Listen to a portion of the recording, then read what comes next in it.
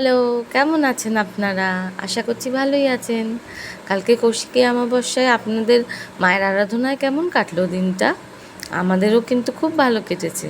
আমাদের বাড়ির নিচেই পুজো হচ্ছে, বেশ সুন্দর করে সাজিয়ে।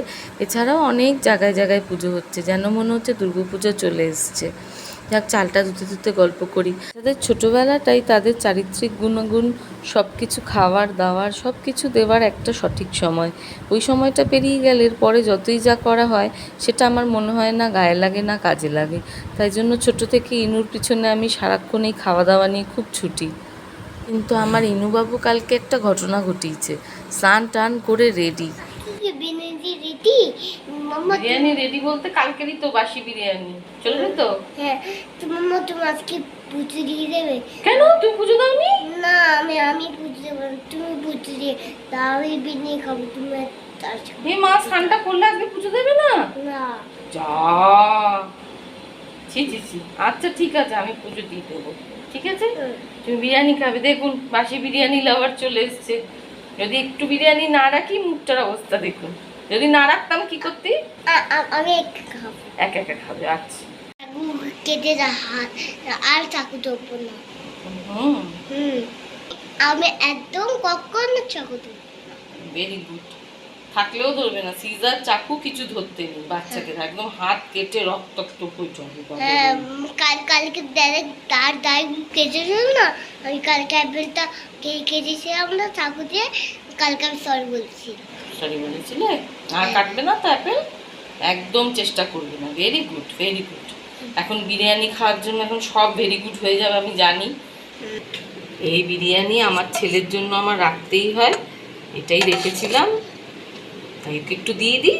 কালকে ভালো একটা বিরিয়ানি আর মাটন খাইছি দেখে আমার জন্য কাতলা মাছ নিয়ে এসছে বক্স পিস। এটা আমার খুব ফেভারেট, তাই জন্য আবার আজকে হাতে করে এটা নিয়ে এসছে।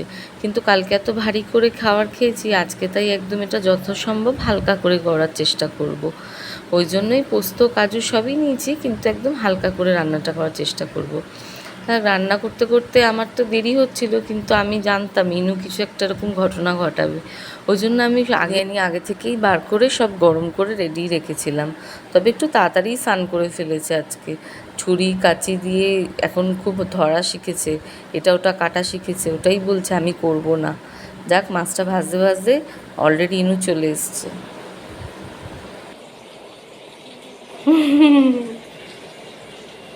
একা একা খাবে তো? ওকে, যাও। আচ্ছা, লজ্জা পেও না, খাও। হ্যাঁ, একা একা খাওয়া শিখছি। খাও। আউদের মতো হয়েছে? আর রেস্টুরেন্ট যেতে হবে না তো? ওকে। No, no, no. Yummy. কি? Yummy. ও আচ্ছা আচ্ছা আচ্ছা। খাও খাও। ওকে, তাহলে আমি যাচ্ছি। হ্যাঁ, টাটা। তুমি খাও। দাদা, এই একটা জল দেবেন? ঠান্ডা জল, নম্বর নম্বর নম্বর জল দেবো? আমি কি রেস্টুরেন্টওয়ালা, আমাকে শুধু অর্ডার করছিস? নম্বর জল দেবো? নম্বর ঠান্ডা দেবো না? এই নম্বর জল, ঠিক আছে। বাবা রে, ওটা খাচ্ছে, আমি ততক্ষণে রান্নাটা কমপ্লিট করে নিই। বেশি কিছু করব না, রাতে আজকে পুজোও আছে। ওই জন্য তাড়াতাড়ি করে এই মাছটাই করে ফেলছি। কিন্তু যেটা বললাম একটু হালকা করে করব, যতটা সম্ভব হালকা মশলা দিয়ে। কিছু খায় না, খেতে পারে না, ছোটো থেকে কত কমপ্লেন করতাম, কিন্তু এখন বাবা আমার সৌভাগ্য। দেখুন কিভাবে বিরিয়ানি শেষ করেছে। একটু ফেলেছে, কাকবকের মতো পুরো ছেটানি। যারা তো কাকবকের মতো ছিটিয়ে ছিটিয়ে খায়। আমার ছেলে বেস্ট, শিল্পীর ছেলে পচা, তাই না? হ্যাঁ, কি সুন্দর খেয়েছে। বাবা বাবা, বায়ু বায়ু বায়ু। পুকুনি আমার পুকুলি। ওরে বাবালি, একা একা বিরিয়ানি খেতে দিয়ে বিরিয়ানি খাওয়ার শেখার ধুমে খাবার খাওয়াই শিখে যাচ্ছে। আর কি আমি খাওয়াবো না? কিন্তু আমিই খাওয়াবো হাতে করে। সব শিখে যেতে হবে না তোমাকে। না না না না না না। ওর পিছনে বকবক করতে করতে ভুলেই গেছি যে একদম টক দইটা নেই।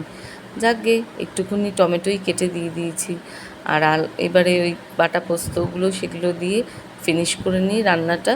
কিন্তু ফিনিশ করতে করতে ফিনিশ।